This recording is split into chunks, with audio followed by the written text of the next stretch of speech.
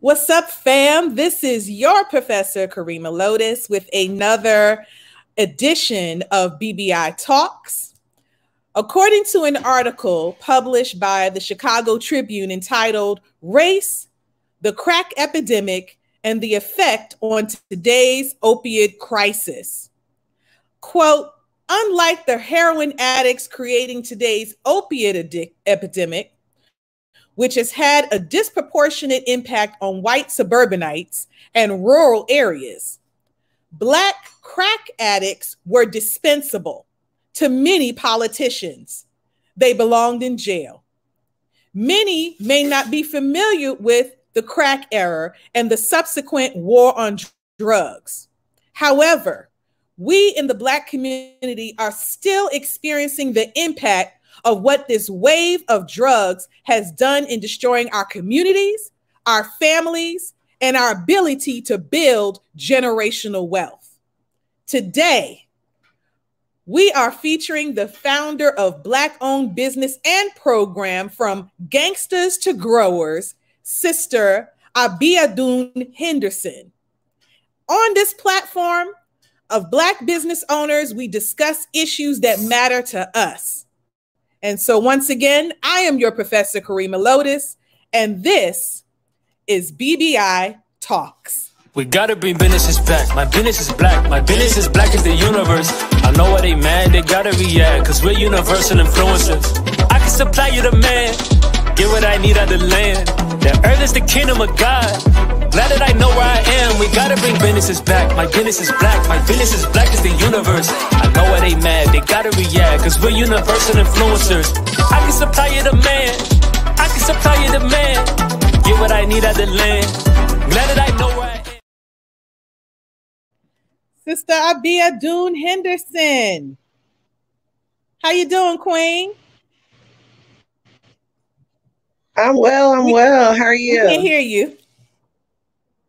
I'm doing fantastic. Oh, I said Thank you so much for joining BBI. Can you hear me? Maybe there's a little delay. Yeah, I think there's a delay. There's a slight delay, but we're going to make it do what it do, sis. We're going to make it do what it do. So I would like to first,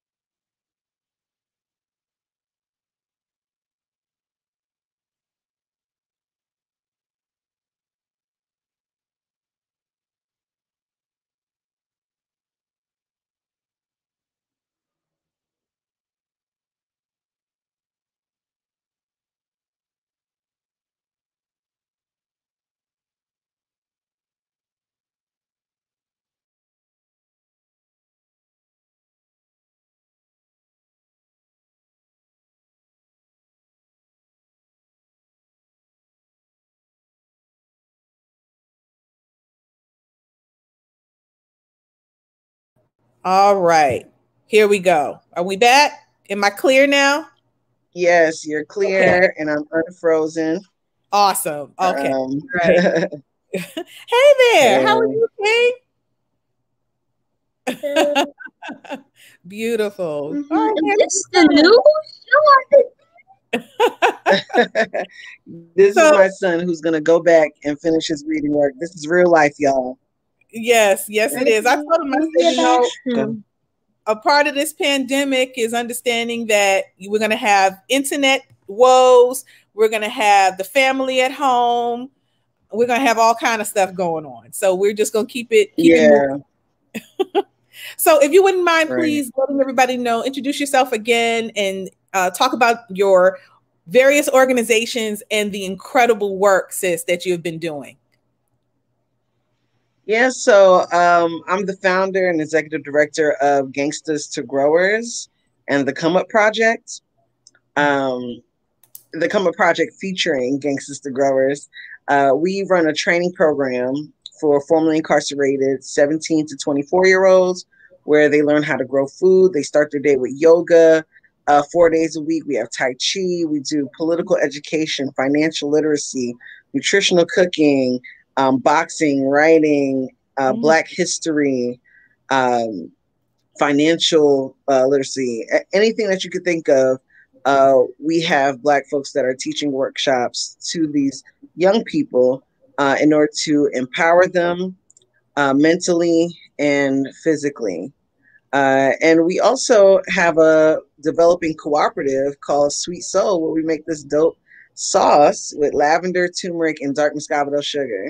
And that's the Sweet Soul? Sweet Soul, yes. SOL, wow. Sweet Soul. Oh, I love it. I love it. I can't wait to get some of that. So what even brought you into the work that you're doing, sis? Because it's a great foundation for us to really kind of talk about on the tail a little later on in the program, the topic of today. But I really want to lay a strong foundation as to your work and why you got into the work and what kind of impact that you're making.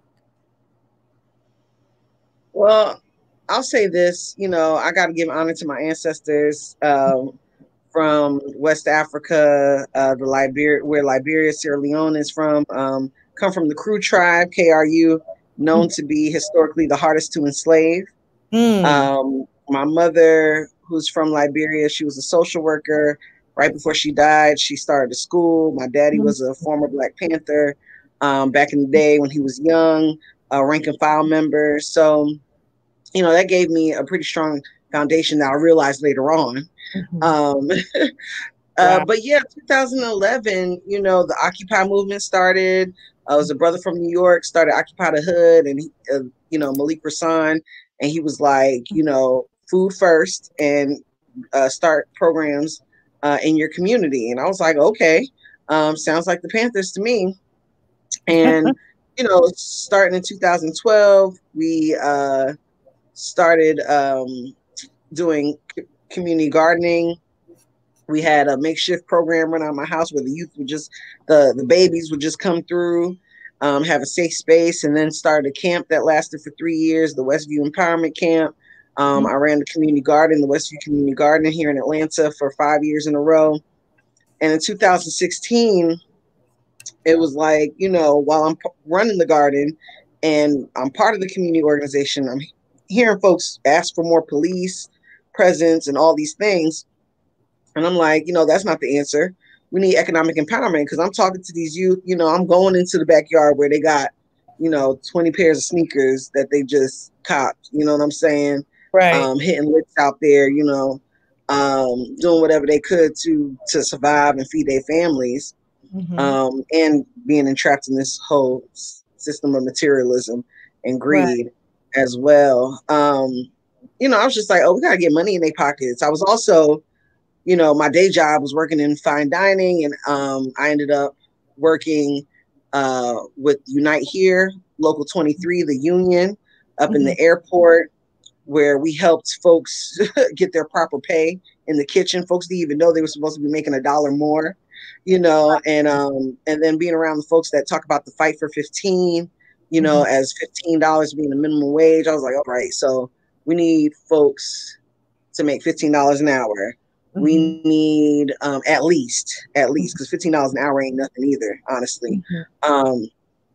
We need farmers, need labor, because I'm around all these dope Black farmers, and we talking about this food system being self-sufficient, and we don't have the labor force to really complete that mission, right? We need more folks to learn how to grow food and be exposed to healthier foods. And then just thinking about the camp we had and all the different workshops and stuff, it was like, we just need some knowledge, just straight up knowledge, and not, 2 + 2 is 4 type of knowledge. No, we need to know our history. We need to understand why our community looks the way it does. We need an outlet like boxing. We need nutritional cooking classes. We need to know about the environment and what role we play as Black folks. You know what I'm saying? And we need a healing. So we got that group therapy once a week. You know what I'm saying? We got the yoga, the Tai Chi. So we just, like they say, put it all together, and what do you get? You get GANGSTAS to Growers, and The final piece was, okay, we need worker-owned businesses. Worker-owned business, the way we do in business, where there's one person, CEO, employees, all that stuff. That's not creating real generational wealth. It's not the way to do things. I feel, period. I understand family businesses, things like that. Those are slick, cooperatives because it runs through the family. But yeah, we just need a different way of doing things. And like you alluded to before, that crack era caused the massive loss of jobs, redlining, creating public housing, suburbanization, all those different things, leaders getting killed, starting there, you know what I'm saying? Just all those different things brought a deep depression into our community. And it's shown up in so many different ways. And the youth just got this rage within them, this rage in them that our ancestors weren't allowed to show. So let's rewind a little bit, because for a lot of the younger generations, that come after us, they may not be familiar with what the crack era is, and what it means, what it meant. So if you wouldn't mind kind of giving an overview of what are some of the it's a multi-dimensional topic, right? So if you can kind of highlight what are some of the layers involved when we're talking about the crack era. Yeah, I was born in 1982 in Brooklyn. I lived in Do or Die, Best Die. And my mother, and my mother, we out here, BK all day. Fourth generation Brooklynite, you know what I'm saying, on my daddy's side. Right. Yeah. So, my mother owned a home, in Bed-Stuy. And when I was 5 in 87, she was like, I got to get out of here. It ravaged the community. I remember seeing a taxi driver getting beat up, you know what I'm saying, and robbed, and my aunt and uncle's house getting shot up, not because they were involved in anything, just stuff that was happening. So the different layers, right? So like with our family, we moved out of the hood. We moved out of that beautiful brownstone and moved to Queens. Wow. Think about all the different families that were privileged enough, because we were privileged enough to move out of the community because of how bad it had gotten, that causing a disconnect between the different tribes, the different classes, breaking down our community in that way, right? Taking a lot of the examples out of the community, those that could get out. We think about folks that had gone through so much trauma that drug was the best thing that they could get, where that drug was, everything to them, right? For the first time, we had mamas, Black women who have taken care of everybody's children, white, white and Black children, Black mamas leaving their babies at home with no food to get this drug. You know what I'm saying? Yes. Like the first time in our history where that has ever happened, you know what I'm saying? In mass. We got folks selling drugs to their mama, to their family members, you know what I'm saying? Not giving a damn, reducing women to sex objects, because they're willing to do anything for it. We got guns being put in babies' hands. It was the beginning of when we stopped caring about the babies too, right? That's right. We know this mama got 3 babies at home with no food, you know what I'm saying? Ain't nobody going to check on those babies, maybe there's a grandmama, maybe, but it was the beginning of where we just stopped caring about, at least the children was sacred in many ways, Then we see our elders, right, who were the most depressed. They've been through the most. Think about the late 70s and the 80s, right? Folks that experienced when all the jobs disappeared They experienced Vietnam. They experienced segregation or racism in mass more than we can imagine. Absolutely. You know what I'm saying? And them taking to that drug and just the loss of respect that happened in the community. You know, who we look up to now. You know what I'm saying? Who do we look up to? So, you know, it was, and then so many people getting locked up. Yes. So many people getting locked up, you know, the daddies and mamas and children, just whole families just getting locked up in the system, foster care system overflowing. You know, it was just the real destruction of Black families, no matter what the makeup of that family was, you know. So these youth have the young adults that we're dealing with now, some of them don't have, a lot of them in the hood don't have no memory of when it was, let me go over to Miss Susie house to borrow a cup of sugar or whatever, or Miss Susie saying, you know, I'm gonna tell your mama on, you know what I'm saying? Us respecting the authority, or there being a code of the streets. Even when if you was out there in the streets, there was a code. It was a code. You ain't gonna rob grandma. You ain't gonna do certain things. But nah, during the crack era, everything flew out the window. Out the window. And we're left with an extreme death culture where that includes suicide, and, you know, even more domestic violence, more molestation, just and just plain old murder over, and a lot of it over money, greed. And I think it's important to also, and you're spot on with everything that you're sharing, and even the things that you have shared, it's just even so much more, because then we're starting to get into an intentional and deliberate, absolutely breakdown of our families, to the point where it has been recorded that drugs would miraculously pop up in communities unattended, which was meant for people to come and take it and distribute it. Guns would be in the back of vans, unmarked vans, with the doors open for people to come and us to go get these weapons and ultimately use them against each other.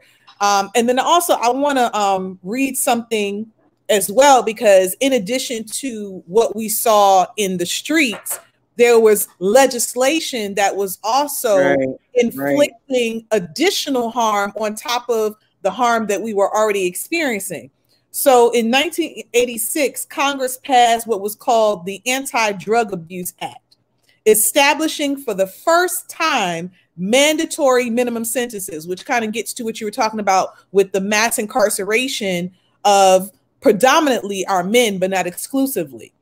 And the sentences were for those who were convicted of having specific amounts of crack versus cocaine, right? And of course, a small amount of crack, you received a mandatory 10, 20-year sentence. For, you know, drugs is drugs, and crack and cocaine, they're almost like, crack is like the malt liquor of cocaine. So it's the same substance, it's just a more intense, if you will, or the remnants of it is another way of saying it.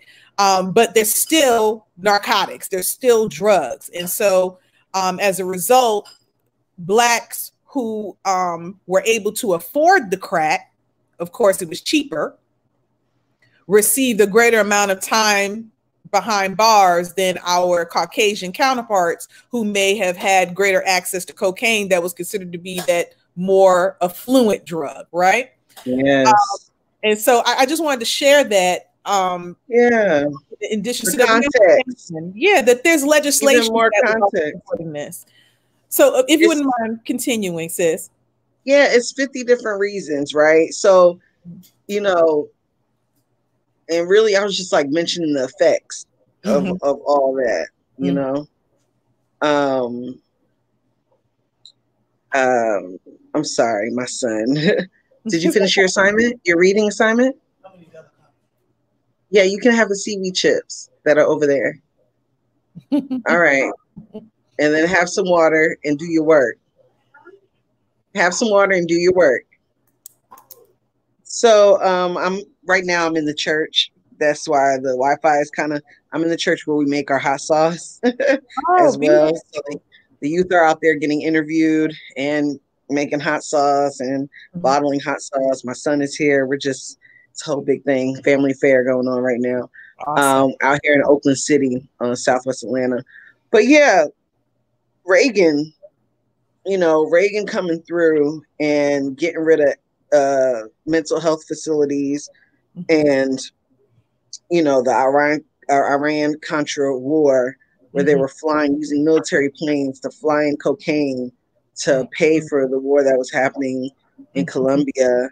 It's just crazy. It's absolutely, they got us out here calling ourselves savages, like I'm a savage, which is cute, or whatever. Or even before that song came out, everybody walking around with savage on their chest and all this stuff.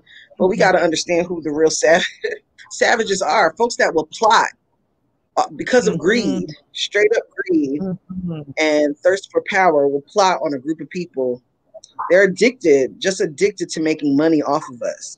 They never learned how to survive. Or don't want to, just plain don't want to survive off of our blood, sweat, and tears by any means. Whether we were the ones that were profiting. There's a great documentary, Bastards of the Party.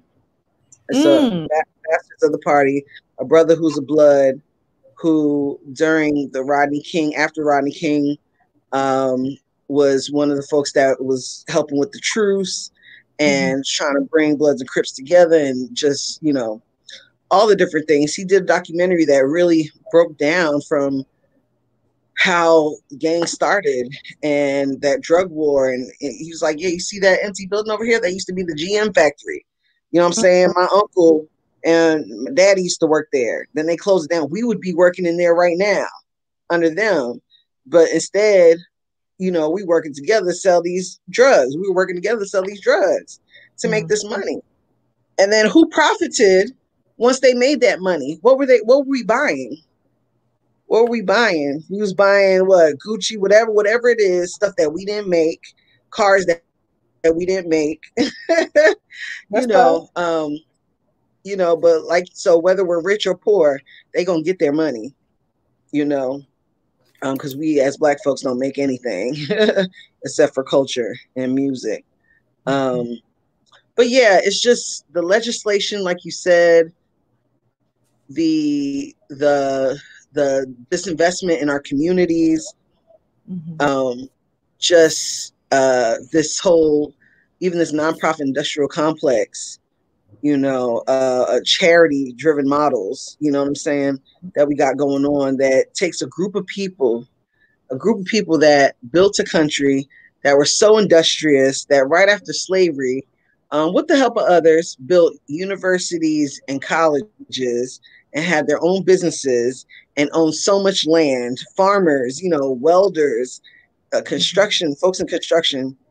And now we look, all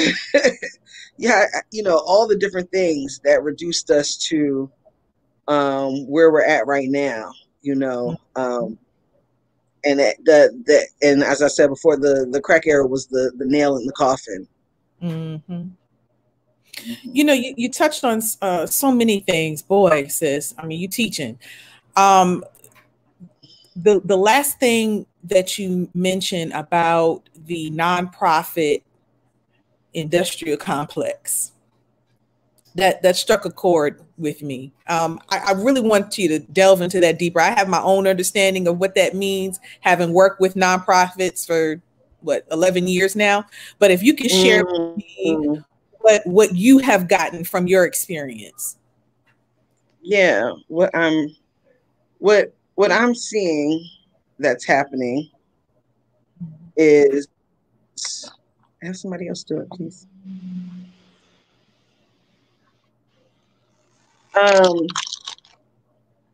What we're seeing is happening is that there's an influx of, well, first of all, there's a lot of nonprofits that are doing the same thing. and we're not building institutions or businesses that help us become self-sufficient. Mhm. It's easier to write a grant and get money that way. You know, I'm not saying that it's not needed, but when do we go back to becoming more self-sufficient where we're not all going for the same pot of money?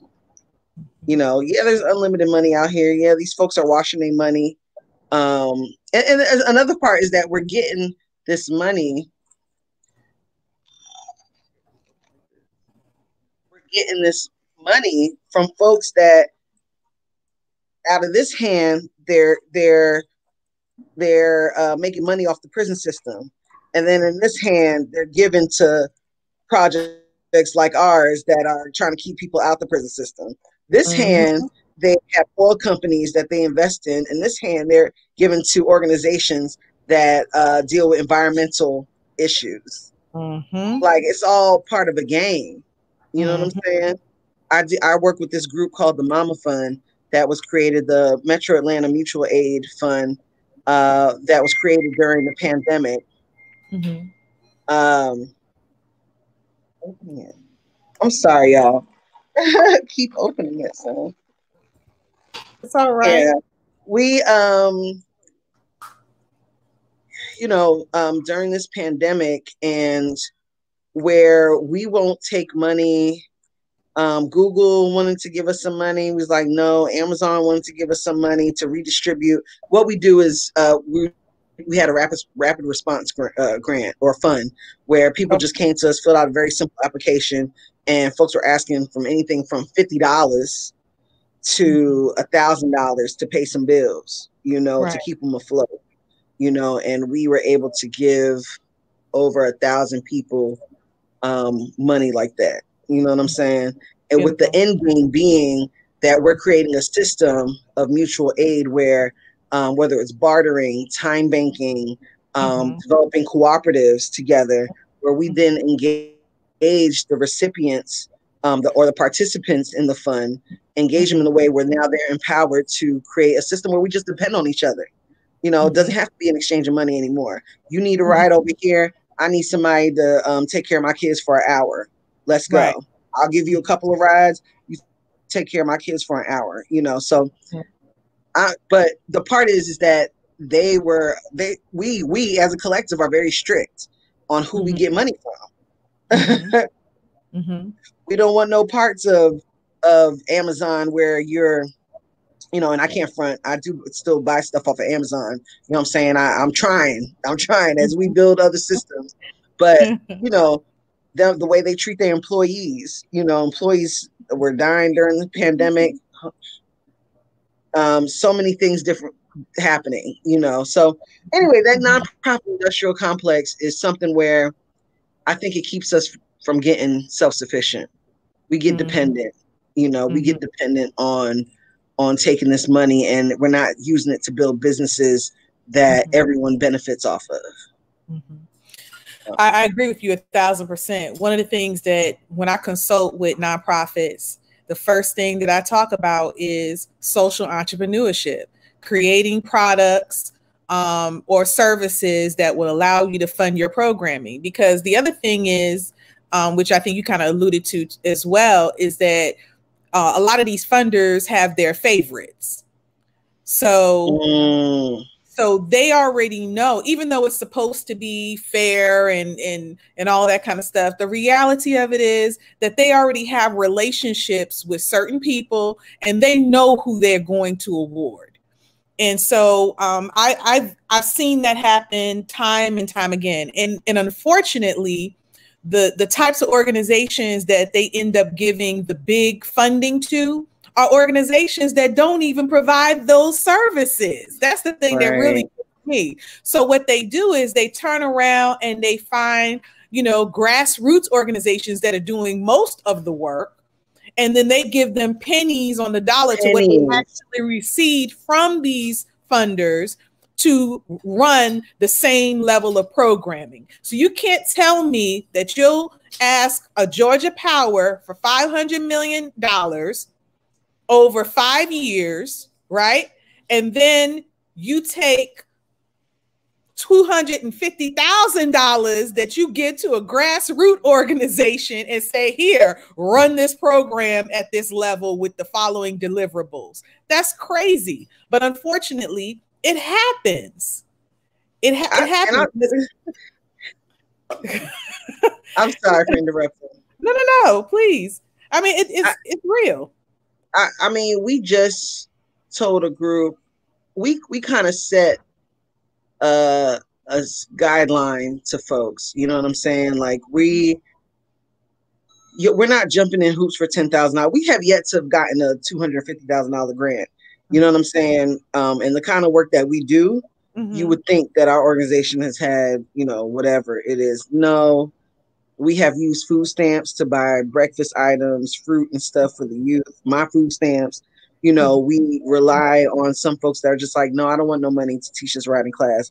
No, I don't want no money. You know, this is the first year out of 4 years that we've been able to spread this money around and pay youth out of our own pocket instead of fully utilizing like workforce development out of the city of Atlanta, which I think they should help us pay the youth $15 an hour, you know. But we just tell them straight out. We're like, no, I'm not answering all these questions. Check out our Instagram page. You want to talk to the youth? We can do a conference call. We can all get on a Zoom call and we could talk about what we do and what we learned. And that's it. But I'm not writing no big grant for $25,000. So this recently, it was an organization, which I don't mind. I really am not beholden to anyone, but it was a partnership fund that wanted to fund us, right? And their fiscal sponsor was the Venture Fund or something like that. And they asked us for things, you know, easy things, W-9, our fiscal sponsors, determination letter, IRS, just simple things, right? And we're like, okay, here. And then they asked us for some more like a month and a half later. And I'm like, okay. And then the final thing was like, audited financial. Oh, we're going to give you $20,000 because we didn't even know the amount. We're going to give you $20,000, but we need the board members and staff. We need audited financials. And I know this is normal stuff that they ask for, but I don't care. No, I said, oh, we got to get. Sorry, Joanne. I was like, no, we have to get on the call with them right now so that they can understand that that's for $20,000. Get out of here. I don't care if I have it right here already done. No, that's pennies. That's pennies. We're too busy running a full-on program, building a business, and we're building our next business, the bamboo and hemp production. You know what I'm saying? So we can process it and create products out of it. We're too busy doing too much stuff, and we don't have fully paid staff. I'm not salaried. You know what I'm saying? We don't. Whenever I get a little piece of money, sometimes I got to give it to the youth to cover payroll. So we're not playing these games with y'all. If y'all want to support us, then support us. If you don't, you don't. And she was like, "Oh, I understand, and we're catching up, and we really want to have this relationship." I'm like, "Yeah, because we make y'all look good. Y'all are going to get $1 million off of this 20,000 because of the work that we're doing." So we've been known to, you know, get money and give us maybe a simple report afterwards, maybe. And I'm not playing all these games with y'all. We out here trying to keep people from dying, and y'all want paperwork? Get out my face. That's real. That's real, sis. We've been blessed to operate like this, though. I'm gonna say it's a privilege to be able to operate like this, and it's only because we're just doing the work. So they'll let me run my mouth. You know what I'm saying? But and also, y'all want us more than we want you. We'll figure this out through community. We've done it. We've done it for the last 4 years. and that's my charge to, because this is a Black-owned business platform. That is my charge to Black-owned business owners, is stop giving your money to these large organizations like Salvation Army. Yes, I'm going to say Salvation Army. That is a multi-billion-dollar nonprofit. Multi-billion-dollar nonprofit. And then you have to people ask yourself, still dying on the streets. Come on now. How much of their programming has been focused in Black communities? We have to ask that question. I'm not talking about how many times you've seen them in front of Kroger and Publix with their bail collecting money. I'm talking about how many programs have they brought to Black communities. See, we're at a time now, sis, where we got to start calling people to the carpet. Stop giving them our money. We learned from Katrina. American Red Cross. Only 20 cents of every dollar that we donate actually goes to them, to their programming. 80 cents, which means 80% of all the money they collect is administrative cost. That means payroll, y'all. Yeah. Basic operations, y'all, keeping the lights on, paying the rent. And that's why our people did not get the level of assistance from Red Cross that they should have gotten. Right. Because the money wasn't allocated to help the people. So when we're talking about the crack era, because we haven't gotten off the topic, y'all. When we're talking about the crack era and we're talking about being able to solve our own problems, one of the things I talked about in the beginning was how the opiate crisis has hit white suburbia. And you may ask the question, you know, the topic is the crack era then and now, but the crack era yesterday is the prelude to the opiate pandemic today. So, Sister Abiodun, if you could please also share with us, like, what problems do you see today that is a residual of the crack era? And then what solutions are you recommending that we look at? Yeah. Like I've mentioned before, just the lack of respect for ourselves and community, because of what we've been through and what we've seen and how we do each other, because of the poverty that's in our communities from that time. You know, we're seeing there also, because we had a lot of rich folks in them streets during that time, you know what I'm saying? The idolization of selling drugs and hitting licks, you know what I'm saying? Instead of getting up and going to work. You know, and then also we watch white folks do it for years and years and years and for centuries. And we're just like, why do we have to work so hard? I want that easy money too, you know?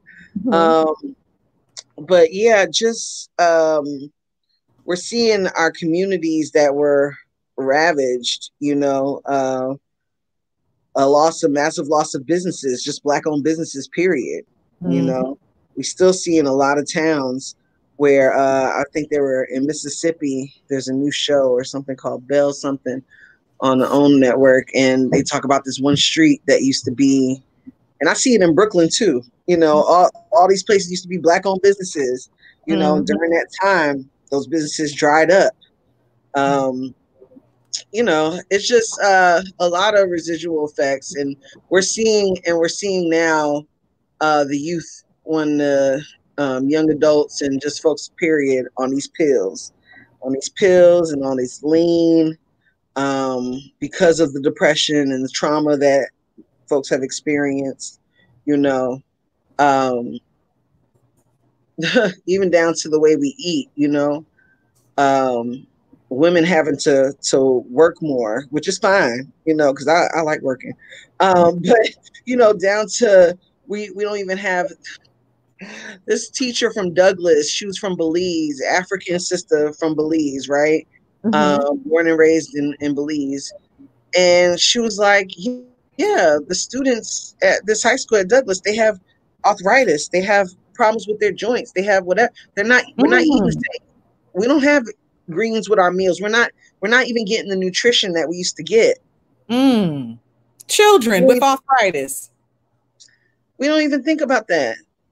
Joints hurting and all this kind of stuff because they're not getting the nutrition that they used to get when mama, grandmama, whoever, you know what I'm saying, used to cook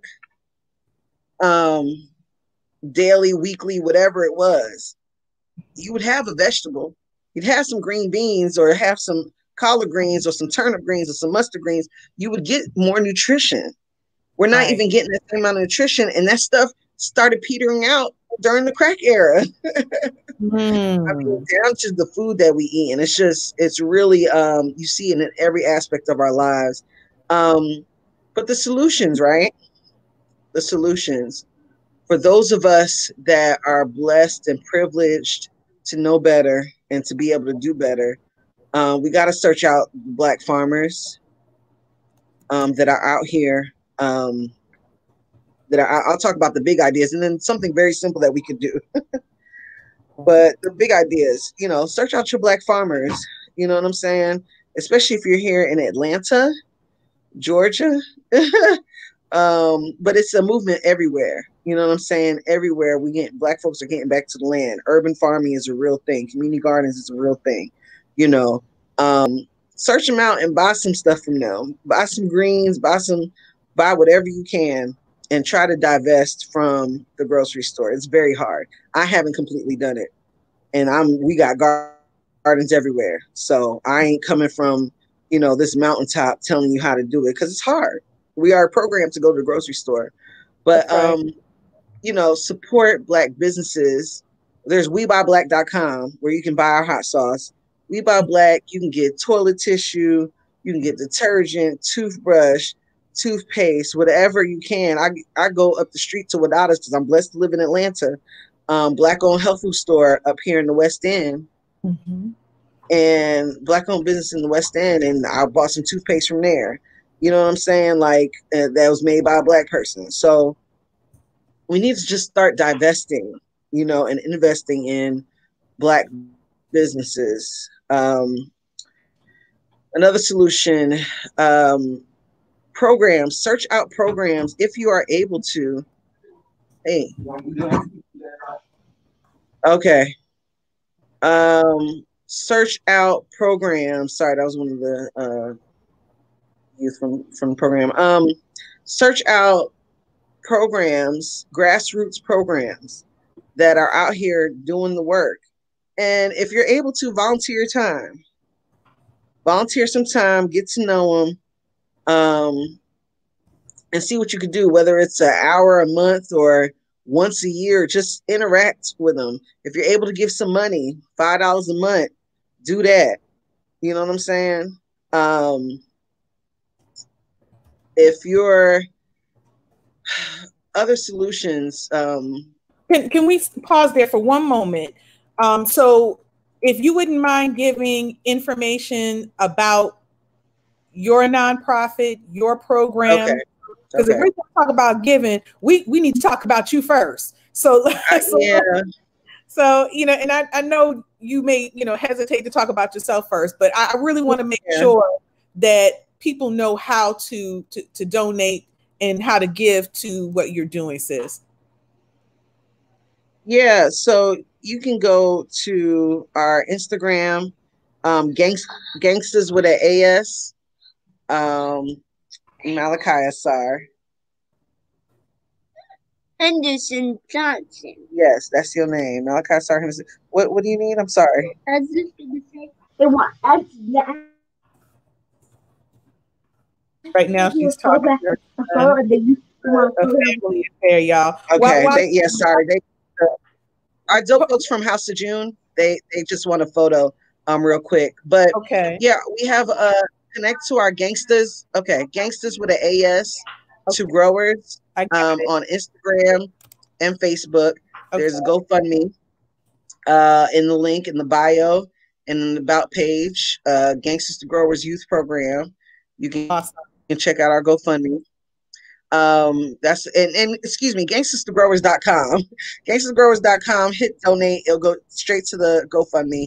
Go to our you can access how you can buy the sauce through We Buy Black on our GANGSTASTOGROWERS.com page. Buy some sauce. We're trying to become self-sufficient. You know what I'm saying? We're trying to make a profit. because we do pay our youth $15 an hour. So you can start there because we do have dope programming. We are supporting a village of dope Black folks, not only the youth, but institutions. We use a Black-owned print shop for our labels for the hot sauce, a Black-owned shipping company to ship e-com spaces. We're in a Black church right now. We are connected to this place called The Connect, which is a developing cooperative that we've utilized before. So many Black businesses and Black folks that we pay to come through. You know what I'm saying? So the dollar is truly circulating. And we just finished planting 1,200 onion plants. We use onion, garlic, turmeric in our hot sauce. So we have partnered with the rural farm, Wilburn Farms, to source these onions, garlic, and turmeric. And we're going to partner with another Black-owned farm for our lavender and to create our own apple cider vinegar that goes into the hot sauce. So we are literally creating an ecosystem. So, and another thing that you can do besides just supporting us, you know what I'm saying, is just say, hey, brother, hold on. Hold on, son. Thank you. Say, hey, brother, and hey, sister, to your fellow Black folks. Give compliments to these babies. Oh, you're so smart. Oh, look at your beautiful hair. Or, hey, brother, how was your day today? We need to start. Stop, please. I'm begging you. We need to tell them I'll be right there in 3 minutes. Okay. We need to start talking to each other and creating this atmosphere of the village. You know what I'm saying? That's the least you can do. If you can't give money, if you can't volunteer time, if you can't, we also pay attention to local politics. You know what I'm saying? A lot of us have divested from the political system because we see that they don't want us there, whether they get rid of our vote or whatever it is. But voting is one of the easiest, simplest things that you can do because there's people that haven't divested. There's babies in the school system that's run by the school board. There's folks that, that the city council members can make decisions that change people's lives. So let's not front this political system. We just because you don't have to interact with it doesn't mean that there's thousands, millions of Black folks that are stuck in this system. And the easiest thing you could do is vote. So all the things, there's 50 different ways we got to this point, and there's 50 different things that we can do to make it better. Yes, absolutely. So, sis, what I did was everything that you shared by way of really a charge to us as a community. I've notated it. And so anyone who is on Facebook, everyone who is on YouTube, you can refer to the show notes and actually see everything that she shared because, sis, you spot on. And these are the things that we need to do in order for us to have a greater amount of autonomy over the outcome of our future. We can't leave that in the hands of someone else. Truth be told, it's not even their responsibility. That's our responsibility because that's our future. Did you have to go, sis? Because I want to make sure that I respect your time. Did you have something? Yeah, I'm sorry. I didn't know that they needed to take a picture. Okay. So I don't know. I don't know how I feel about that. Because I know we have 10 more minutes, or are we, Yeah, we got about 10 minutes. Can you give me 10 minutes? I would like to. Okay. But unless we take a quick commercial break and I come right back. Okay, why don't we do that? That'll give me a chance to kind of make a couple of announcements. So you go, do what you have to do, and then I'll share some information with everybody. Okay. Okay. All right. Thank you, sis. Thank you. So I want to take this opportunity while sis is going to take the photographs with her youth that she's working with. Outstanding job right there in Oakland City. So if you are in the metropolitan Atlanta community, I strongly suggest that you go check out what sister is doing with our youth. We always talked about how we don't have enough people working with our young people and teaching them the right things in terms of being self-sufficient, entrepreneurship. And here, sister and her team, her family has really wrapped around an entire community and is doing outstanding work. And so this is our responsibility, fam, to support when we see nonprofits, when we see grassroots organizations that are doing such impactful work, it is our responsibility to support them in every way imaginable. But I want to also thank you for joining today. I know Instagram, you could be anywhere watching any show out here, but I thank you for taking time out of your busy schedules to check in and see what BBI Talks is talking about today. So I just want to just kind of share some love. Sister Shar Star, who has joined us, thank you for joining BBI Talks. Nation Builders, KSTB Enterprises. I want to let y'all know that sister right there, KSTB Enterprises, is no joke. If you're looking for someone to assist you with your nonprofit formation, grant writing, sister is fire. So I strongly suggest that if you can use her services, by all means, reach out. Sister Bay 72, thank you very much for joining BBI Talks. I appreciate you taking the time to tune in. I also want to thank those of you who have been watching the show via Facebook and YouTube. That's been kind of checking us out. The last person who I saw that checked in was Sister Sasha. Thank you very much for joining us and for leaving your wonderful comment. If you have any questions for our guests, here's an opportunity for you to go ahead and put that question in the comment section so that I can make sure that I can ask her the questions that you may have to kind of get a greater depth in the topic that we're discussing. But then there's also some other things that I want to share with you briefly while she's kind of handling her business. There was a book that I had the opportunity to read that is by a Harvard student. And if you have an opportunity, I strongly recommend that you pick it up. It's called Super Predator. And I know you probably heard that term before, super predator. Well, guess what? Former Secretary of State Hillary Rodham Clinton was the one who actually coined that phrase. And this is all during the crack era, right? And so she referred to our children as super predators, because the understanding at that time is that because so many mothers were taking crack when they were pregnant, when their children were in utero, they thought that our children were forever doomed to being mentally, emotionally, and psychologically and physically damaged. This is what they think of us when we have gone through an addiction. But on the converse, here we are now in the midst of an opiate epidemic. And now you have legislators. Let me pull out my receipts, as they say. We have legislators that want to handle this situation completely different. Matter of fact, there's a Republican, New Jersey Governor Chris Christie. I'm going to read this right quick because I think my guest is back. Led a White House commission focused on addressing opiate addiction. Recently issued a report to Congress that gives us some insight into why this particular epidemic is so urgent, right? And in these commissions, they have made the request that any legislation that addresses the opium epidemic include counseling, include support, include all of the services that make that opiate epidemic a health crisis. Did you hear me? A health crisis, which means when it comes to Caucasians who have an opiate addiction,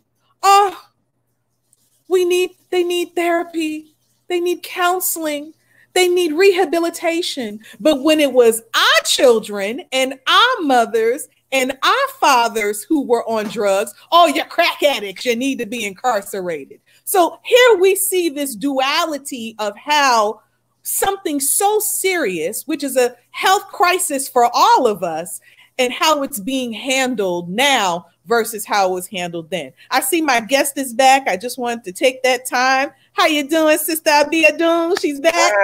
I'm well, but you saying all the things, child. Like we are treated like we're just unworthy of love. Yes. Love, care, and empathy. And that's why we have to be the ones to show each other that unconditional love and empathy, because Every Black person that I talk to, you know what I'm saying, because of the trauma, you know, it's all based on the trauma that we've had experienced with each other, that we've had growing up in the hood and the way folks did each other and all these, that because of the historical context and the way this country was started, period. You know what I'm saying? It's all an American-made problem. Let me start there. Come on. So no matter what, when I talk about Black folks, I'm talking about the American-made problem. I'm not talking about individual Black folks, because right now all of us should be crazy out of our mind, butt naked, get running down the street from what we've been through. That's you know, that's how I feel. That's right. So much trauma, and we've been so strong through it that we start to believe that we're invincible, and we're wondering why we acting this way and why we acting that way and all that kind of stuff. No, we've been through it. That's right. We've been through it. So for folks that go to a fast food spot or wherever spot, and the sister got a funky attitude and, you know, and all that kind of stuff, you're like, ugh, why is she acting like, you don't know what she going through at home? Her lights may be off. That's right. Well, when we see these babies in the street acting a fool, we've had children that act up in school because they couldn't get clean clothes because the electricity was off. You understand? Like, we have to put ourselves in the shoes of each other and have some real love. You know, before the pandemic, I gave hugs. You know what I'm saying? I give hugs. I give that just love, unconditional love to random Black folks that we need. If I see a sister mean mugging, I'm gonna ask, you okay, sis? What's going on? How you doing? That's right. That's right. You know what I'm saying? I'm breaking up fights because I can't stand to see Black folks fighting. And I've broken up so many fights where I'm like, what's going on? And the brother start talking about his mama. Well, my mama never, and his mama nowhere around, y'all. Mama nowhere around. I've had to talk down a brother who had a gun across the street from where I was living in an apartment complex. He out there in the street. The sister got the teenagers out there and the little baby just watching them, and they think it's funny. We so desensitized. So desensitized that they just watching them act a fool or whatever. I go out there and I end up just, because I'm telling the sister, okay, sis, why don't you leave and take these babies with you? You know, she's like, no, I'm about to call the police. I said, well, if the police come, he has a gun and they're going to shoot him, you know, because obviously he was drunk, young, 20-something, young, out his mind, drunk, whatever, and talking about some story, whatever. So I just get on my knees. The sister, so she leaves, and I just talk him down. I'm scared out my mind, honestly. You know what I'm saying? And people tell me, stop being captain to save a Black person, you know. But we need this mediation in our communities. And sometimes it has to be the women, to be honest. We need this type of mediation. We need people that are brave enough to not just watch people fight each other from the sidelines and realize there's some real pain there. And how can we stop it? You know, the baby ended up telling me a story about being in the military and the church, and the church did this and all that stuff. And then he went in his house. And no police were called. No one died, and it was over. You got to start standing up. Stop believing the hype. Stop watching the news, watching them, another Black person, a young Black male killed, a young Black person stole a car, stop watching that, because you're complicit in having young people locked up in jail, raging hormones. I mean, you know, get down to the nitty gritty of it, locking young men up in jail, solitary confinement, unhealthy food, no real counseling. We're all complicit in what's going on right now. Because we think because down the side, we think they deserve to be locked up. So come on, y'all. Sorry. No, you're telling the truth. I think one thing we have to consider too is that even during the throes of the crack era, it was us who was screaming the loudest, asking for these crackdowns in our community. You know, instead of taking the charge, like what you're saying, and look at how we can start to patrol our own communities. You know, I was born in New York, but I moved around a lot. I was born in the Bronx. And when I was up, you know, hey, so, you know, the community activists that I knew at that time in my life that were really big on community patrol. They're no longer in existence. I think they had on the red berets. I'm trying to think of the name of the group. But they were very, what was it? Guardian Angels. Thank you, honey. They were very big in New York in terms of patrolling, subway stations, subway trains, hard hit communities. But nowadays we have organizations nationwide like 10,000 Fearless Men and Women. We have the Peacekeepers out of, I believe that's New York. And I think they also have locations nationally, as does the 10,000 Fearless. Matter of fact, there's one here in Atlanta in the Bluff. So here we have organizations that we can join, that we can lend our support to do these community patrols and see if we can lend assistance. But I also would strongly recommend that we get the right training of how to talk to our people so that we don't end up escalating a situation by this, our mouths, and not saying the right thing, and it ends up being something more than what it needs to be. But I agree with you wholeheartedly. We need to be able to be willing to do, as the Honorable Louis Farrakhan said during 10-10-15, be committed to being of the fearless that is willing to step in between the guns and our people. We need to be able to have that level of courageousness when we go out into community. Pack your book bag. Pack your book bag. People. Sister Abiodun, there is a question here that came up. Would you mind if I ask the question on behalf of the guests? Oh, no, I don't mind. And I apologize. Everything you were saying was point on. And the youth are trying to get out of here. Everybody wants to buy a t-shirt. Oh, we also have t-shirts, sweatshirts, and long sleeve shirts for sale. Hit us up on our Instagram page. But yeah, I'd love to answer a question. Okay, for sure. I'm gonna get mine. She mentioned a lot of, this is from the viewer on Facebook. She mentioned a lot of smaller nonprofits. Would we be more successful if we tried to work with an organization doing what we want to do? Or should we continue to start and run smaller programs independently? Wow. So I think it all starts with doing the research. First of all, you always do what you want to do and what you love doing, right? Mm-hmm. Like that's the number one thing. What do you love? Skill set. That's what we tell when I ask people to come through the program. Oh, what you want me to do? What do you like to do? What do you do well? That's what you teach. You know what I'm saying? That's what you come through and teach. So I think do the research, whatever you like to do, whether it's, children, youth, food, health, whatever it is, see who's doing the stuff in the community. And usually the farmers, the urban farmers are connected to the grassroots stuff. That's in whatever community you're in. But, I'm not about all of us starting nonprofits separately. You know what I'm saying? I'm all about us contributing to folks that a lot of nonprofits don't have, the smaller nonprofits don't have the capacity to do what they need to do. And we're all pulling from the same pot of money. You know what I'm saying? So, unless you have some real innovative idea that you see is missing, period.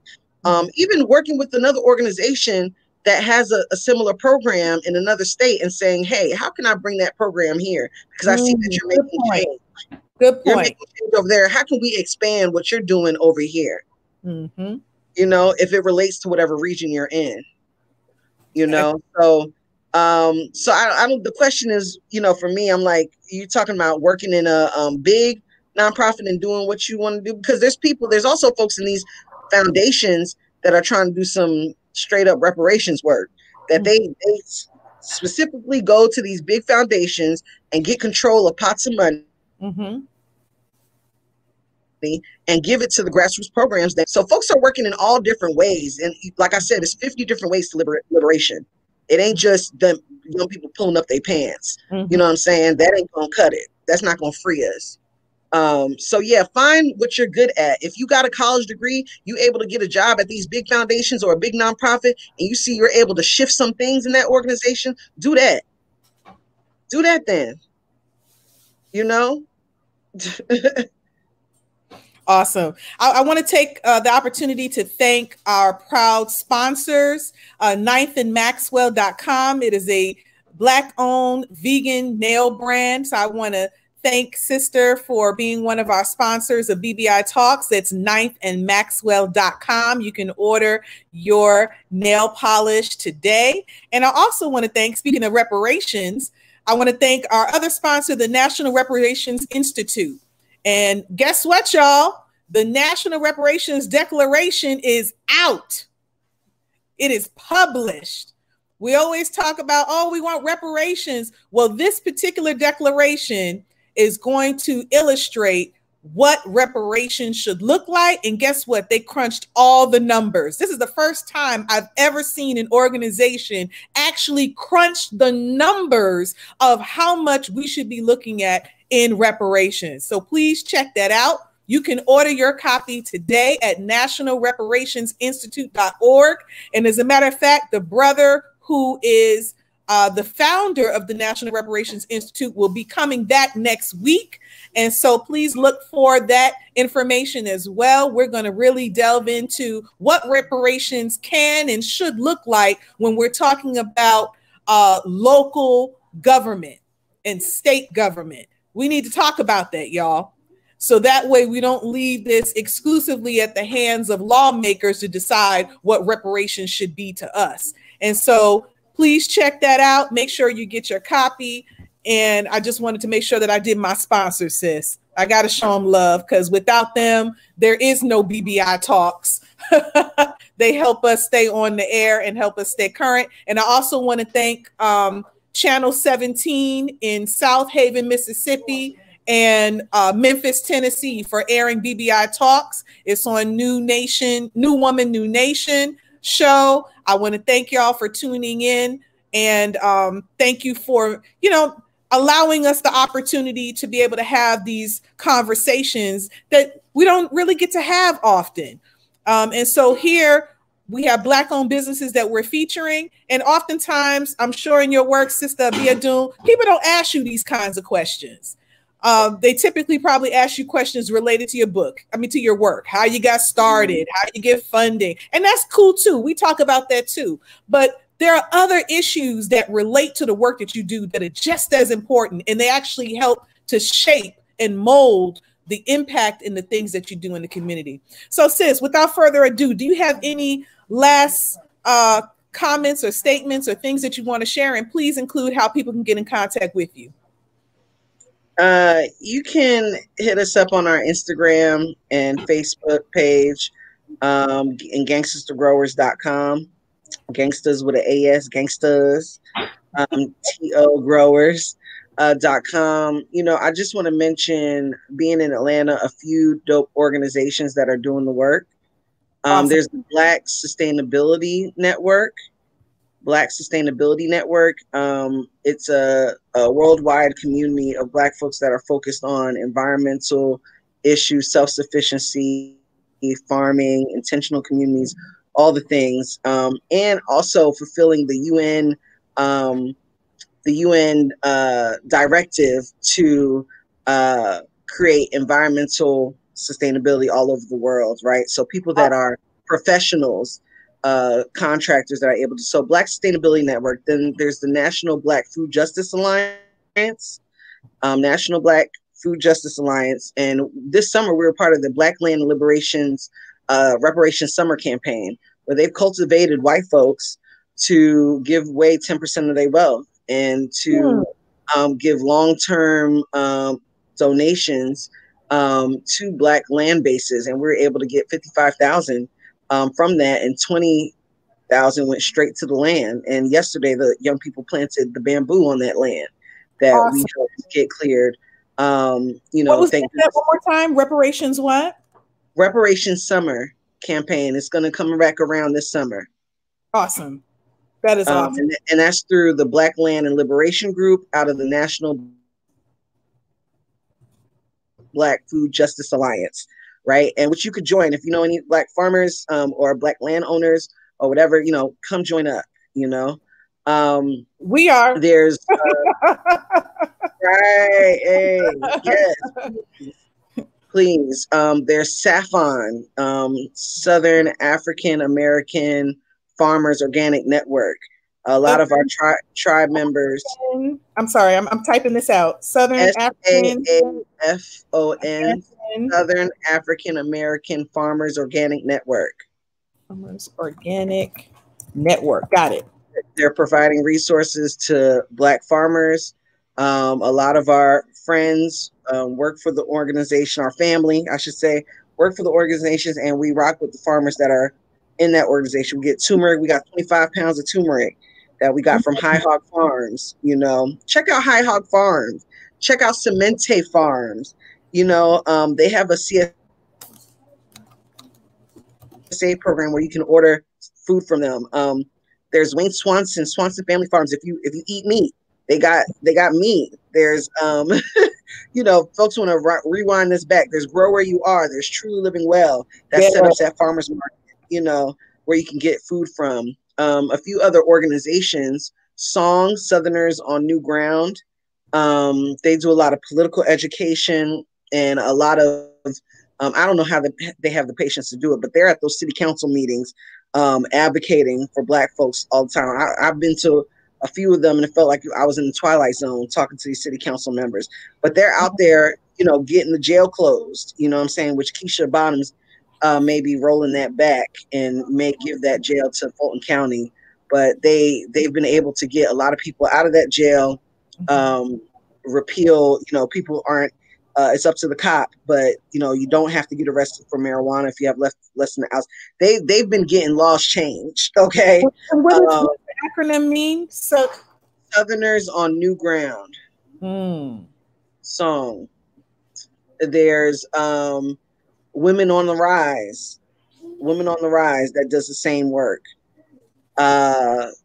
Housing Justice League. That's out here with housing justice, you know, trying to keep folks in their homes. There's community movement builders who has started a CMOS cooperative, worker-owned cooperative. They canvass the neighborhood. They're giving out mutual aid to people that need help on their bills. You know what I'm saying? They're based in the movement builders. Community movement builders. Oh, builder. Okay, gotcha. There's the Working Families Party. If you want a different option, you know what I'm saying, besides Republican and Democrat, Working Families Parties, check them out. They're starting local, they help build local power. Local power, you know. And yeah, that's what I got for you right now. Awesome. Some of those organizations are, and even Movement for Black Lives. I know there's criticism everywhere, right? But I'm telling you, you know, we're the type of organization that we rock with everybody because we know everybody plays their role. That's right. You know what I'm saying? There's folks that need to be figuring out legislation stuff. There's folks that need to be growing food. There's folks that need to be building cooperatives. They need folks that do African-centered education. My son is blessed to go to a private school, a Keepland Academy, you know, where he learned how to read when he was 3. And he's 6 now, reading on the 3rd grade level. Beautiful. So we are intact with every single part of our community. You know, we're not those type of people like, oh, they need to do this. They need to do. Everybody got their role, y'all. And we ain't going to build nothing if we keep shitting on each other. Excuse my language. If we don't realize what everybody has a role to play in getting this system, getting us all liberated, we got to stop shitting on each other's roles, man. Let these folks, if they want to deal with politics, let them deal with politics.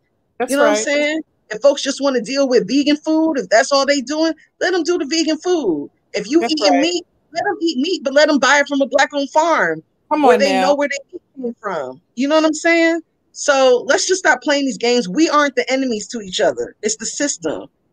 So that's all. That was a lot, sis, and I thank you for that. I'm looking forward to us having this level of communication again, sis, and there's tons that we could talk about, I'm sure, offline as well. But I want to thank a conference on crack era. Yeah, come on now. I'm with it. I'm in. So you just say the word. I'm in.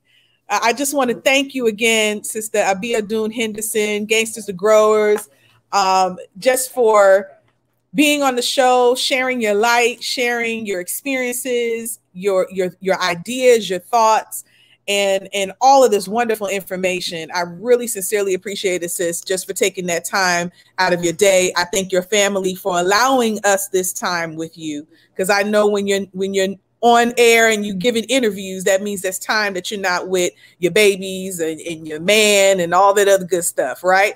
And definitely with the youth. So I just want to thank you for taking that time, and thank your family as well. So without further ado, this is BBI Talks, just bringing another wonderful episode to a conclusion. I want to thank those who followed me on Instagram that joined a little later on. Brother Yusef Muhammad, the rapper extraordinaire, I want to thank you for joining as well. And of course, I want to thank those who were on Facebook and YouTube for joining the conversation and sharing your questions and your comments. I appreciate all of it. So we're going to wrap up our show, and we're going to leave the way we came in, thinking about how we as Black businesses can come together and continue to build a nation of our own. All right, now. We gotta bring businesses back. My business is black. My business is black as the universe. I know why they mad, they gotta react, cause we're universal influencers. I can supply you the man, get what I need out of the land. The earth is the kingdom of God. Glad that I know where I am. We gotta bring businesses back. My business is black. My business is black as the universe. I know why they mad, they gotta react, cause we're universal influencers. I can supply you the man. I can supply you the man. Get what I need out the land. Glad that I know where I am.